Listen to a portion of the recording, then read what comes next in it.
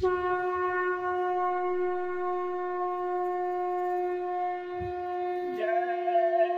गुरुदेव। जय गुरुदेव।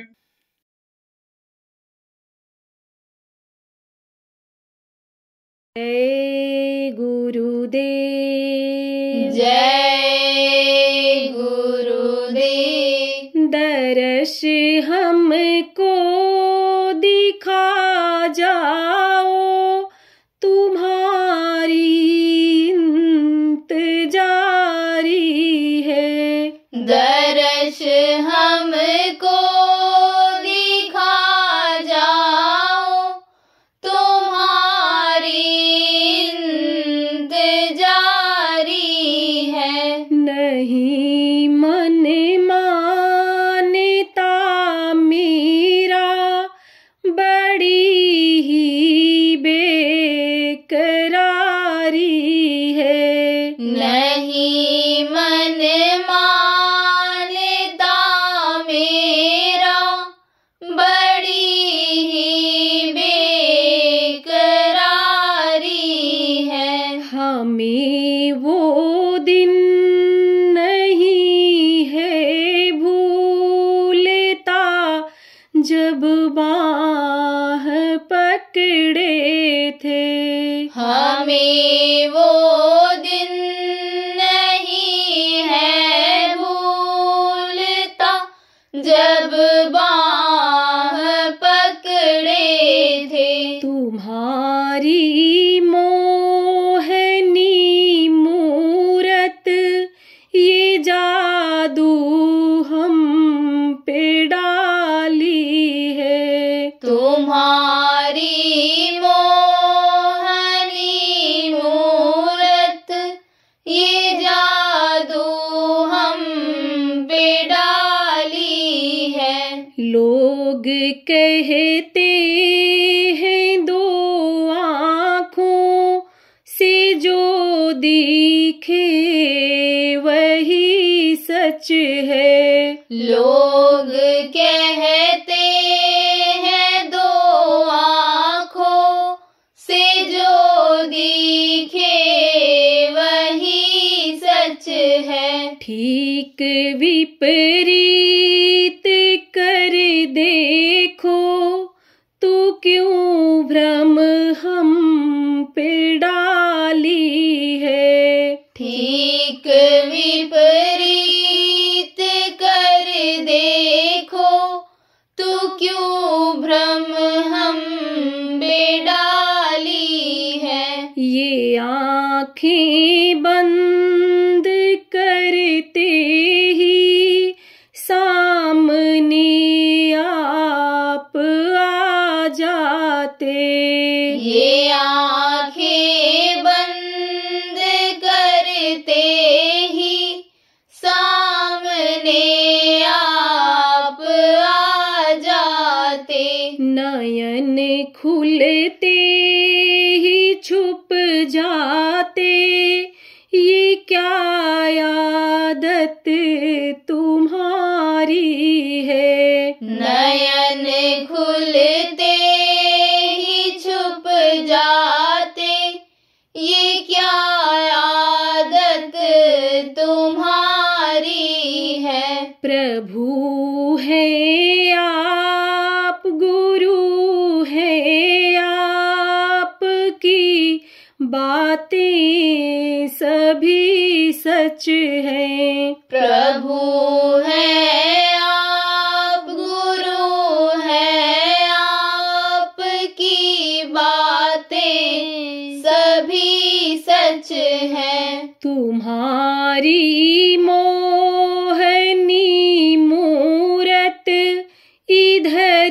की लगती प्यारी है। तुम्हारी मोहनी मूरत, इधर की लगती प्यारी है। दयालु है मेरे गुरुदेव, यह विनती हमारी है। दयालु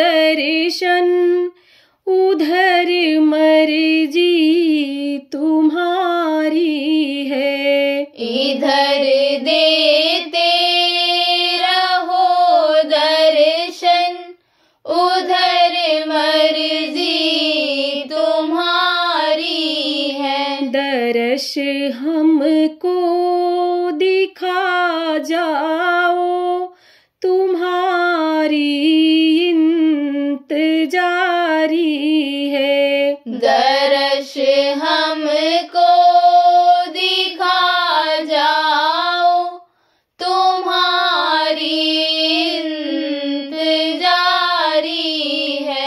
नहीं मन मानता मेरा, बड़ी ही बेकरारी है। नहीं मन मानता मेरा, बड़ी ही बेकरारी है। जय गुरुदेव। जय गुरुदेव।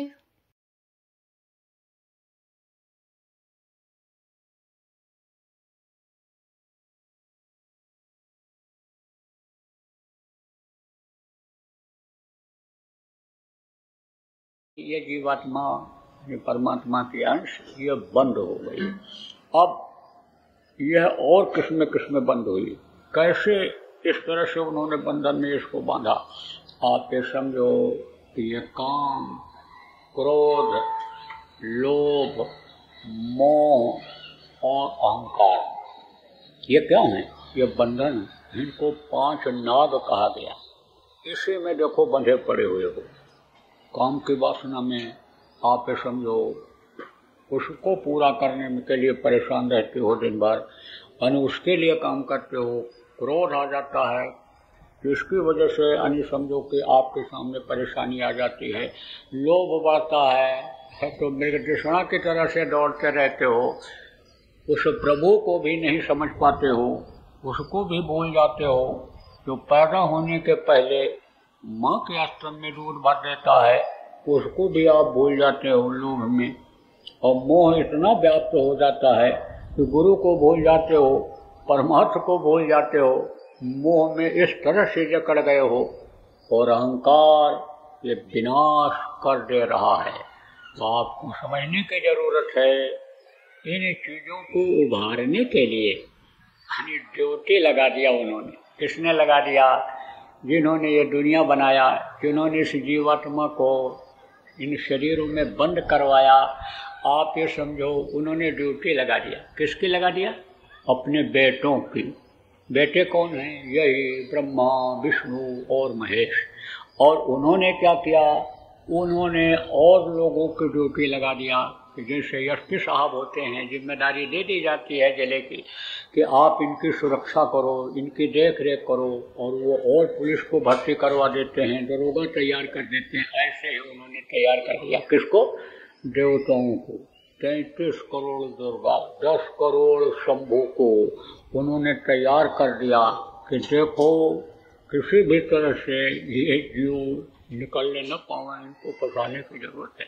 तभी तो गोस्वामी जी महाराज का इंद्र द्वार झरो का नाना, तह सुर बैठे का थाना, आवत देखें विषय बिहारी, तुरते दें कपट। ये आंख के पास, कान के पास, मुंह के जिभ्या पास, नभ्या पास, रोम रोम इनको उन्होंने बैठा दिया एक तरह से। उनका प्रकाश, उनकी रोशनी, उनके असर को इस शरीर में डलवा दिया। तो ये क्या है? 5 भूत, 25 नागिनी इनको कहा गया। आप ये समझो त्रिगुण कहा गया। त्रिगुण कौन है? त्रिगुण नाश है। 3 गुण, ये रजोगुण, तमोगुण और सतोगुण। इन देवताओं के हाथ में, जैसे मन के डोर किसके हाथ में है? माया के।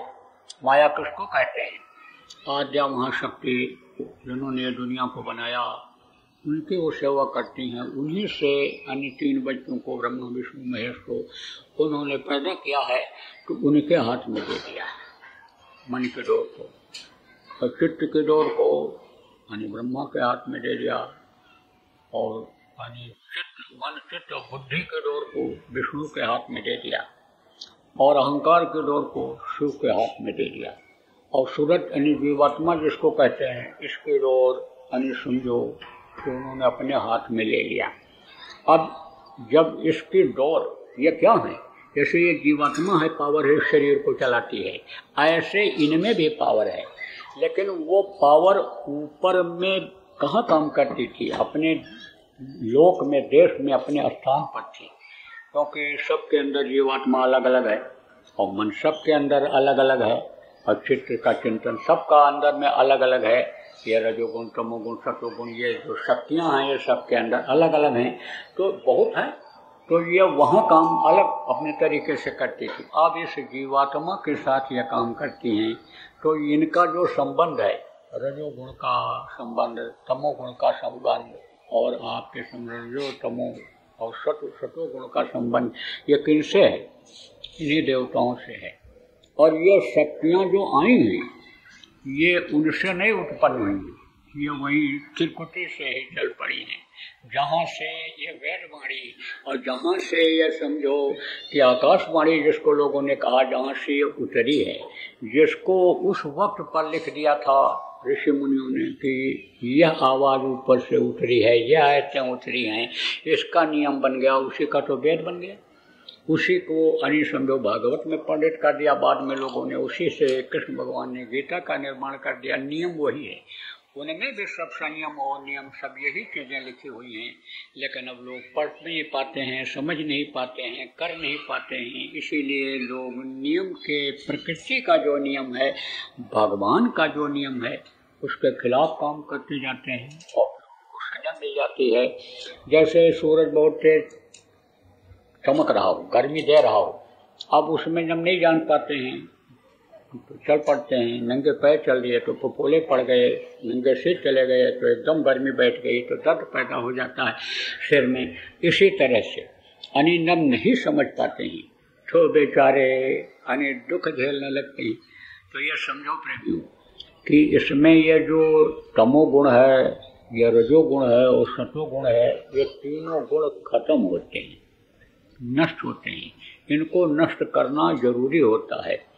जैसे देखो तमोगुण है, तमोगुण यानी किसको कहते हैं, तनिक तनिक देर में गुस्सा आता है, तनिक तनिक बात पर आदमी उछलने कूदने लगता है और ताकत हो बदन में तो मार पीट भी देता है, लेकिन भूखा आदमी सबको क्रोध करके किसी को पीट दे तो जब शरीर में ताकत नहीं रहेगी तो कहाँ से पीटेगा, आप बोलो।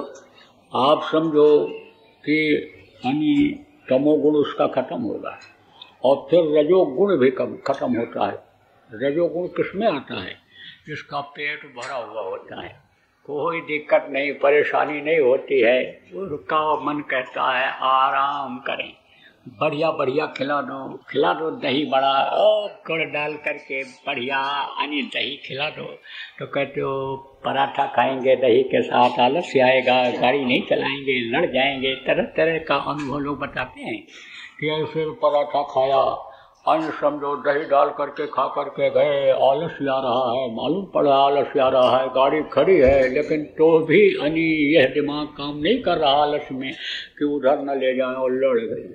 आपके यहाँ दिल्ली की घटना आदमी ने बताया या अनुभव की बात बताया। तो आप ये समझो प्रेमियों कि इसीलिए जो है वो खान पान पर परहेज किया जाता है कि यह जो यानी प्रवृत्ति है ये खत्म हो, रजोगुणी गुण ये खत्म हो और सतोगुणी भी गुण खत्म करने पड़ते हैं। क्यों? क्योंकि ये इसकी जो डोर है वो किसके हाथ में है, विष्णु के हाथ में, और ये नहीं चाहते हैं कि जीव निकलने पावे, तो ये देते पूरा हैं। जैसे शिव को कहा गया कि अवघड़ दानी है ये, लेकिन वो देंगे भी क्या, जो उनके पावर में होगा वही देंगे। जहाँ जाने के लिए ये देवता तरसते हैं, जहाँ जाने के लिए जो स्थान पाने के लिए ये देवता मनुष्य शरीर मांगते रहते हैं, नर समान न कौनो देहि जीव चराचर जाचते हैं, ये वहाँ कैसे पहुँचा सकते हैं।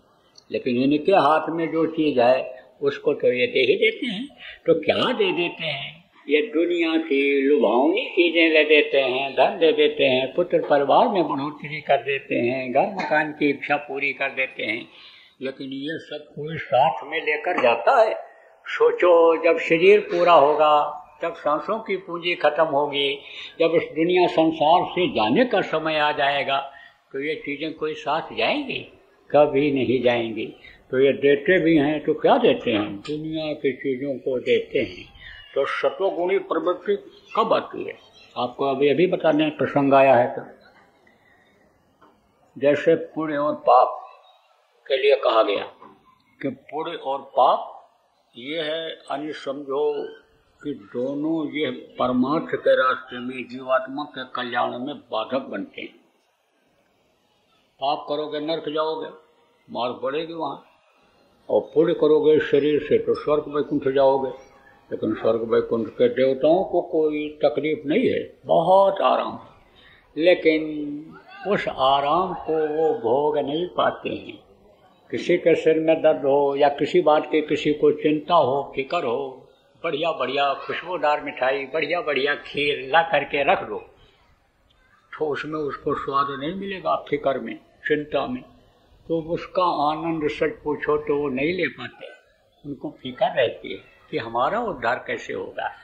तो पाप का नाश तो जल्दी हो जाता है, लेकिन पुण्य का नाश जल्दी नहीं होता है। आप ये समझो, विशेष रूप से कहाँ? स्वर्ग और वैकुंठ में। तो चूंकि देवता ऊपर रहते हैं, तो जैसे ये छत है, छत पर चढ़ जाओ तो नीचे का सब दिखाई पड़ेगा, नीचे से ऊपर नहीं दिखाई पड़ता है कि कितने आदमी बैठे हैं वहाँ पर। ऐसे चूंकि वो लोग ऊपर है, देवलोक, तो वहाँ से ये सब दिखाई पड़ता है। तो देखते हैं वो कि देखो जन्मते वक्त बच्चा रो रहा है, देखो मरते वक्त ये हड्डी हड्डी चटक रही है, तो इसकी उनको रहती है फिक्र। अब ये संत क्या करते हैं? पाप पुण्य को दोनों नष्ट करा देते हैं। पाप पुण्य जब दोनों नाश है और तब पावे मम पूर्वास है, तो कैसे नष्ट होता है ये? आप ये समझो, ये सब जो नियम है और संयम है, ये जो बनाया महात्माओं ने, ये है पहली सीढ़ी। तो अब आपको बताऊं मैं, पाप और पुण्य बनता कैसे। जैसे आप किसी के यहाँ गए हो, आप गए हो किसी के यहाँ, अब कोई सामान रखा है और मन कहता है कि लो ये घर में चले गए हैं चाय लेने के लिए, और ये कीमती सामान है, बढ़िया सामान है, इसको हम ले लें, इसको ले लें, चुरा लें।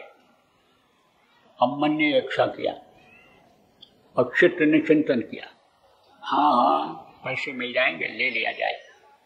अब ये जिनके हाथ में ये डोरी है, उन लोगों ने खिंचाव किया है, फुरना पैदा किया, मन फुरना पैदा करता है, और चित्र चिंतन करके उसका निर्णय ले लेता है, हाँ हाँ ले लिया जाए।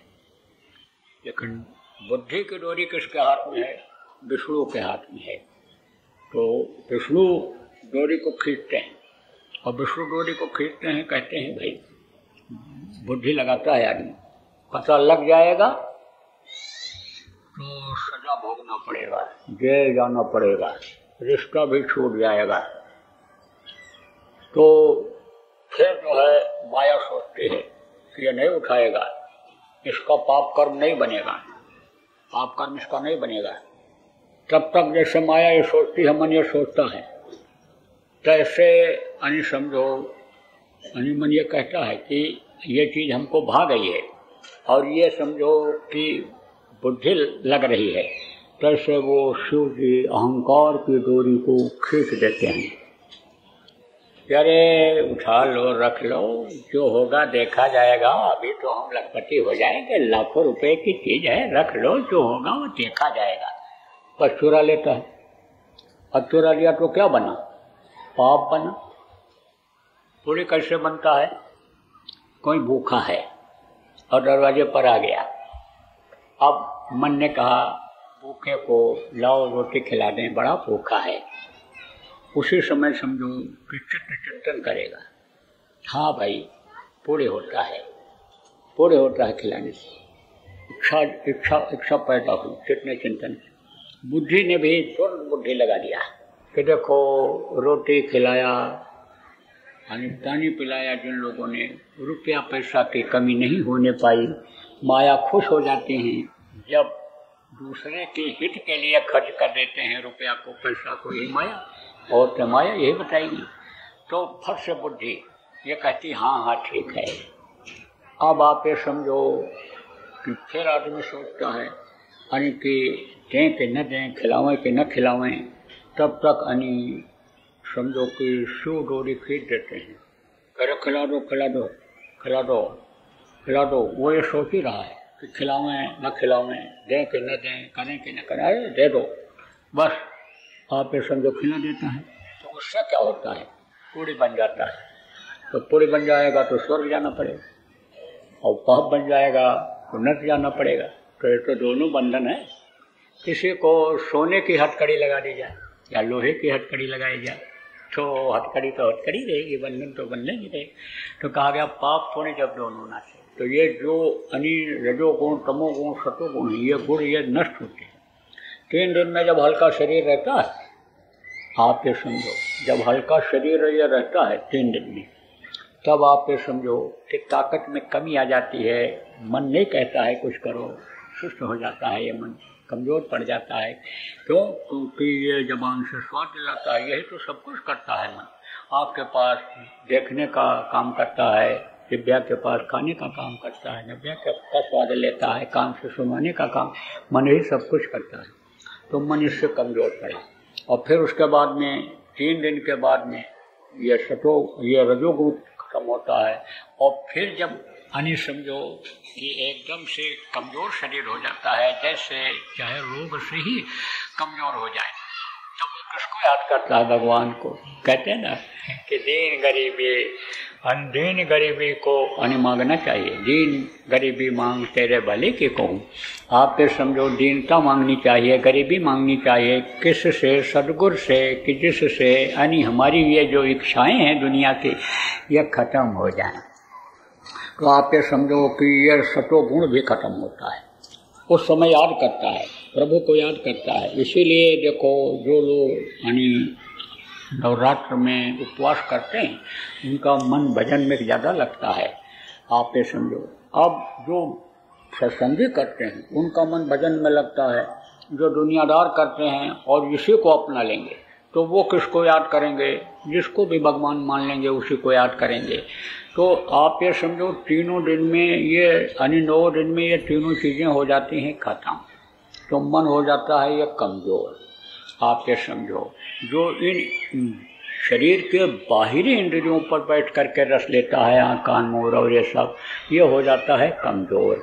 और सूरत जो है यानी समझो कि जब सूरत को शब्द के साथ जोड़ते हैं तब समझो मन उसका ये साथ दे देता है, और इस यानी पिंड से निकल करके सूरत फिर उधर अंडलोक ब्रह्मांड लोक में शब्द को पकड़ करके जाने लगती है। अब आप कहोगे कि शब्द क्या है जो नए लोग आए हो? शब्द ही सब कुछ है, शब्द ही से ये दुनिया बनी, शब्द से ही ये संसार बना, शब्द को ही सब कुछ बताया गया, शब्द ही सुख देता है। आप ये समझो कहा गया ना, कौवा किसका धन हरे और कोयल किसको दे, और मीठी बोली बोल कर बस में सबको कर ले। समझा? तो मुंह से क्या निकला? शब्द निकला।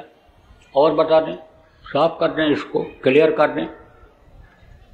कोई बच्चा है या आप ही वो मान लो, और कोई बुद्धि माँ है, उससे कहो माता जी 1 रोटी दे दो, बड़ी भूख लगी है। तो नहीं होगा तो बना के लाएगी, दे देगी। और अपनी ही माँ से कहो, ए मेरे डैडी की वाइफ, ए मेरे पिताजी की पत्नी, मुझे रोटी दे दो। तो रोटी देगी कि थप्पड़ देगी? सोचो, मुँह से बात वही निकली, रोटी दे दो, ए माता जी रोटी दे दो। लेकिन शब्द बदल गए, और शब्द जब बदल गए तो रोटी की जगह थप्पड़ मिल गया। ऐसे ही शब्द ही सब कुछ है। शब्द यानी समझो शब्द में ही अमृत है, शब्द में ही सुंदरता है, शब्द में ही सुख है। शब्द में क्या है? आकर्षण है। आकर्षण किसमें होता है? चुंबक में जिसमें भी पावर होता है उसमें आकर्षण हो जाता है।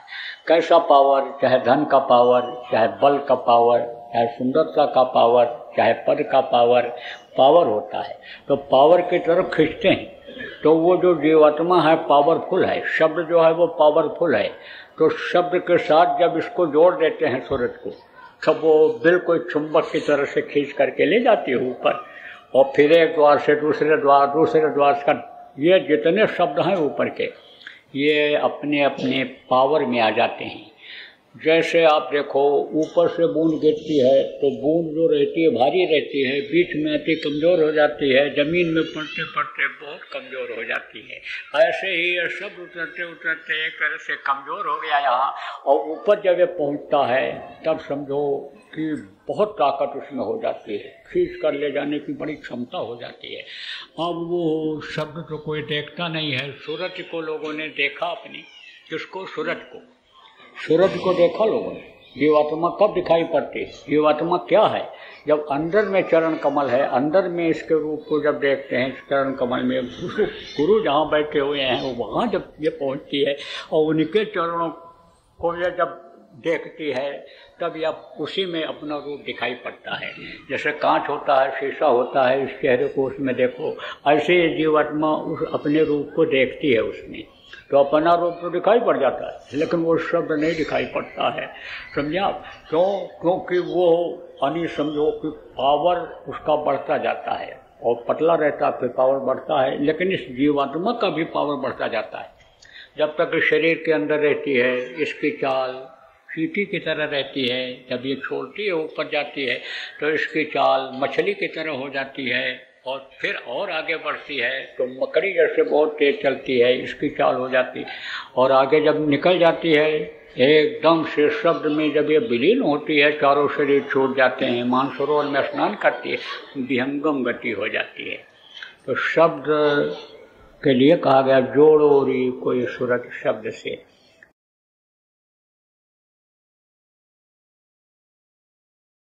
कहते हैं ना तरुणाई अंगड़ाई लेती है जब, तब समझो इतिहास बदल जाता है।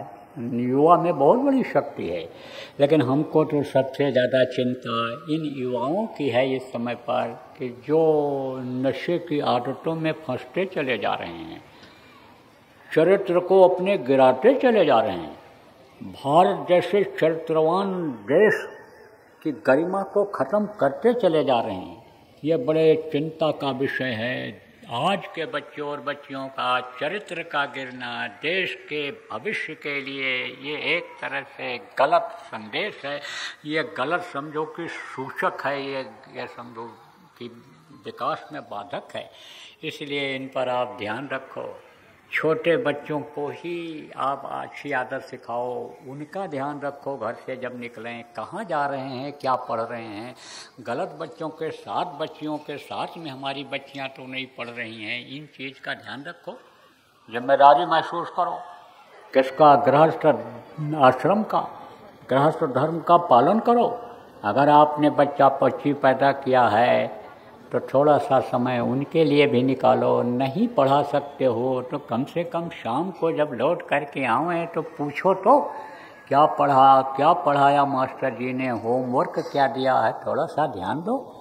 और नहीं तो यही बच्चे जिनसे बहुत बड़ी बड़ी उम्मीदें आप करते हो, यही आपके लिए तकलीफ दे हो जाएंगे, यही आपके जान के खतरा पैदा कर देंगे। इसलिए इनका ध्यान रखो, ये ज़रूर कहता हूँ। जय गुरुदेव। सरकारी व गैर सरकारी अनुदान के लिए बिना सत्संगियों के सहयोग द्वारा जनहित के कार्यों में लगी हुई बाबा जय गुरुदेव धर्म विकास संस्था का मुख्यालय पिंगलेश्वर रेलवे स्टेशन के सामने मक्सी रोड, उज्जैन, मध्य प्रदेश में है। यहाँ पर सत्संग व नामदान का कार्यक्रम होता रहता है। अतः आप श्रोताओं से अनुरोध है कि बाबा उमाकांत जी महाराज के आश्रम उज्जैन एक बार परिवार सहित जरूर पधारिएगा।